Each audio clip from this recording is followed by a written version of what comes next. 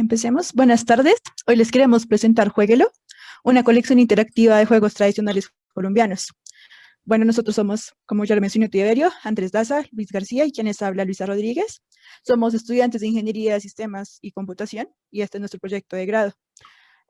Bueno, voy a empezar hablándoles un poco sobre la problemática. Entonces, si quieres continuar. La problemática que abordamos se centra en la tradición oral, ya que este ha sido un factor determinante para que los juegos tradicionales se mantengan vigentes. Y digamos que en los últimos años, debido a las tendencias globalizantes y a los medios tecnológicos, se han ido perdiendo de a poco, porque no se encuentran, digamos, descritos en documentos, ni en ningún como archivo realmente que te indique cómo jugarlos. Además, pues no se pueden jugar no se pueden comprar, perdón, en jugueterías, ni pues ningún medio de este estilo. Bueno, por lo tanto, pues consideramos que es importante adaptar estos juegos tradicionales a formas que sean compatibles con los nuevos medios para poder fomentar y facilitar pues, la preservación de los mismos. Entonces, en cuanto a la motivación, si quieres pasar, y el objetivo principal del proyecto, buscamos desarrollar un videojuego serio en el marco de un proyecto de ingeniería en el que apliquemos pues, los conceptos que hemos aprendido a lo largo de nuestra carrera eh, para poder persistir y divulgar precisamente las tradiciones lúdicas colombianas a través de la narrativa y la jugabilidad construidas por medio de un videojuego. Este proyecto está dirigido no solamente a quienes no conocen los juegos tradicionales, sino también a quienes están interesados en volverse a conectar con ellos por medio de nuevos medios. Si quieres pasar. Listo. Para lograr este propósito, nosotros tomamos inspiración de otros juegos ya establecidos en el mercado que nos parecieron muy interesantes como para adaptar mecánicas y aspectos de jugabilidad a nuestro juego. Principalmente WarioWare, Mario Party y Mario y Sonic en los Juegos Olímpicos. De estos juegos que les acabo de mencionar, tomamos principalmente el concepto del microjuego, que es lo escribiría como una sesión de juego o una sesión, pues un experimento corto, como muy contenido, y que sus mecánicas son completamente capsuladas en sí, es decir, que es completamente independiente del resto de su contexto.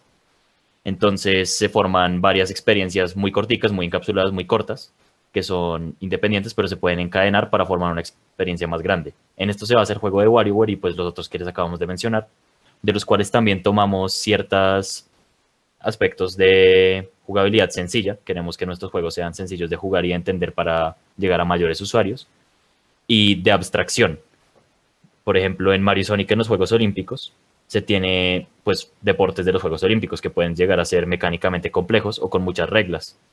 Y pues se abstraen o se simplifican para que cuando se traduzca a un ambiente digital sea fácil para jugar para muchos usuarios y jugadores. Por favor, siguiente. Y pues ya con esto en mente, con toda la inspiración que tomamos, construimos nuestro juego, que se compone de la siguiente manera. Tiene dos modos de juego. Un modo historia, en el cual el usuario va desde aprender los juegos que la abuela le enseña a uno empezando con el trompo, hasta ser eventualmente el campeón del torneo de juegos tradicionales colombianos, que pues un torneo hipotético que nos inventamos como para incentivar al jugador a siempre ir mejorando en los juegos que le proponemos. Y el otro modo que presentamos es el modo libre, en el cual el jugador puede seleccionar el juego que quiera, pues de la lista que tenemos, ajustar la dificultad y de paso leer de cómo se juega, tanto en nuestro juego como en la vida real, ver videos informativos al respecto y aprender un poquito en general. Y nos parece chévere el modo historia porque por medio de la narrativa podemos hacer lo que estaba mencionando antes, incentivar al jugador a aprender de lo que es realmente los juegos, la tradición de dónde vienen y cómo se juegan. Y pues esperamos generar un interés o despertar un interés en el donde no existía en este tema que nos pareció muy interesante. Y finalmente decidimos implementar cada microjuego, pues un juego tradicional para cada microjuego y hacerlo como muy diferente cada uno, ¿sí?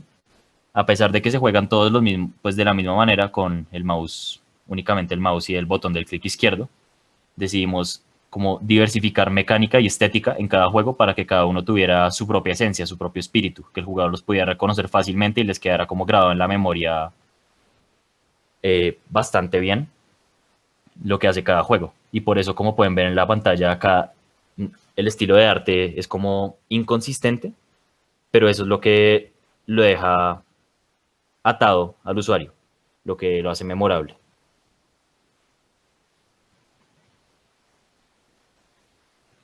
Listo, entonces ahora les voy a hablar un poquito de la arquitectura que maneja como tal el juego. Entonces tenemos ciertos como componentes que son manejados por distintas clases dentro del proyecto. Entonces tenemos como un grupo que maneja, de clases que maneja el estado global del juego. Es decir, como qué fases se ha desbloqueado, porque como decía Luis, pues la historia está dividida como en 3 capítulos y pues el jugador tiene que empezar con el primero y los otros 2 están bloqueados. Entonces, cuando el jugador se pasa el primer capítulo, se desbloquea el siguiente y así. Entonces, esto es lo que maneja, ese tipo de cosas es lo que maneja esta parte de la arquitectura. Y cada capítulo o fase, como lo llamamos nosotros también tiene un cierto conjunto de clases que manejan el estado de esa fase. Entonces, cada fase pues empieza con una historia que es mostrada al usuario por un cutscene o una escena animada y a continuación se le van presentando al jugador como la serie de microjuegos. Entonces, una después de otra. Entonces, este estado es el que es manejado por estas clases. Como mencionaba Luis también, cada microjuego es independiente, es autocontenido, entonces es sencillo agregar nuevos microjuegos como a la arquitectura del juego completo. Entonces, ya,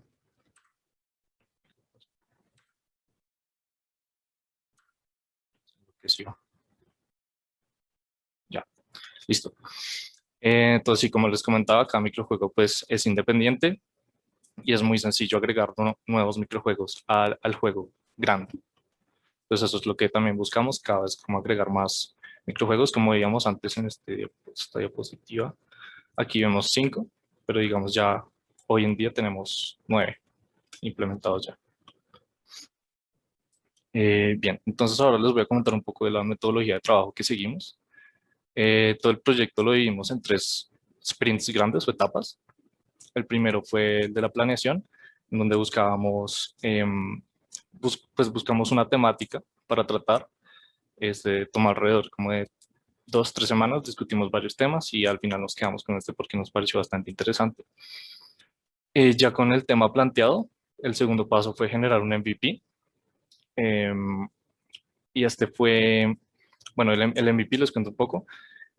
Creamos como un demo del juego con los 4, 5 microjuegos que vieron antecitos, un poquitos, no, de hecho eran 4.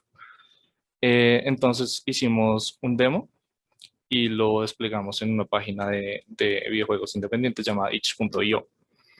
Junto con este demo y con una encuesta que formulamos, que también se encuentra en esa misma página para que los jugadores puedan llenarla después, pues entonces recolectamos información y retroalimentación para seguir con el desarrollo. Entonces ya, este MVP lo publicamos en la semana de trabajo individual antes de Semana Santa. Y por último, pues ya a partir de esta retroalimentación que les contaba, ya la idea es generar un producto final con ya todo completo y teniendo en cuenta la retroalimentación. El proyecto es desarrollado en Unity 2D con su respectivo lenguaje de programación C# y utilizamos Firebase, como les comentaba antes, para guardar información acerca de las sesiones de juego de los usuarios. Entonces, esto con el fin, se guardaron como la fecha en la que abrieron el juego, cuántos microjuegos perdieron, cuántas vidas le quedaron. Ese tipo de información fue guardada en Firebase y fue recolectada después para generar estas gráficas de este estilo. Entonces, aquí podemos ver, por ejemplo, cuántas veces perdieron los jugadores en cada microjuego. Entonces, acá podemos ver que por ejemplo, el microjuego de los Jaxes perdió muy poquita gente y en el de Fuchi perdió mucha gente. Entonces eso nos indica que hay algo malo, hay algo no balanceado con respecto a la dificultad de los microjuegos. Entonces eso nos permite decir como, bueno, entonces tenemos que mejorar el Jaxes, tenemos que hacerlo un poquito más retador para el usuario y Fuchi tenemos que bajarle el nivel de dificultad para que esté balanceado. Y pues esta otra gráfica que indica como la cantidad de vidas que quedan. Un poco de contexto, como les comentaba, la serie de microjuegos uno tiene una cantidad de vidas y cada vez que uno pierda, pues se le va restando y si llega a cero las vidas, pues ya perdió el capítulo y tendría que repetirlo. Entonces, por ejemplo, aquí nos dice qué porcentaje, con cuántas vidas terminó, qué porcentaje de jugadores. Entonces podemos ver que aquí la mayoría, por así decirlo, quedó con 2 vidas. Y, por ejemplo, acá el 16.3% de los jugadores perdieron la fase. Entonces esta información nos ayuda mucho como a balancear el juego y a ver cuál es la recepción de los jugadores.